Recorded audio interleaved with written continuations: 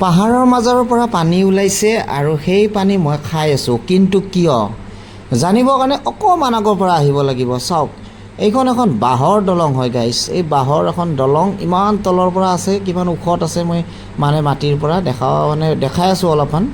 তো চাই লওক কিমান তলৰ পৰা আছে। তো এই বাঁহৰ দলংখনেদি মই গৈ আছোঁ, এটা পাহাৰৰ পৰা মাজৰ পৰা পানী ওলাই আছে নন ষ্টপ পানী ওলাই মাটিত পৰি আছে। আৰু এই পানীটো মানে নৰ্মেল পানী নহয়। চাওক, কোনো হেৰি নাই, পাইপ নাই, কোনো একো নাই, ডাইৰেক্ট পাহাৰৰ পৰা পানী ওলাইছে, ডাইৰেক্ট পাইছে। আৰু এইয়া চাওক, মই পাহাৰখন দেখাই দিছোঁ।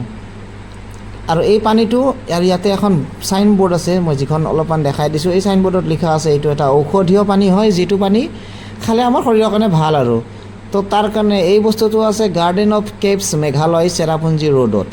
তো তাকে ময়ো খাই চালোঁ পানীটো কেনেকুৱা লাগে। এই পানীটো হয় অলপ মিঠা মিঠা আৰু অলপ ঔষধীয় নিচিনা লাগে, যিটো খালে আমাৰ শৰীৰৰ কাৰণে ভাল বুলি লিখা আছে। তো মই খাই চালোঁ। তো গাইজ, যদি কেতিয়াবা আপোনালোকে আহে তো আপোনালোকে ট্ৰাই কৰি চাব গাৰ্ডেন অফ কেভছৰ ঔষধীয় পানী।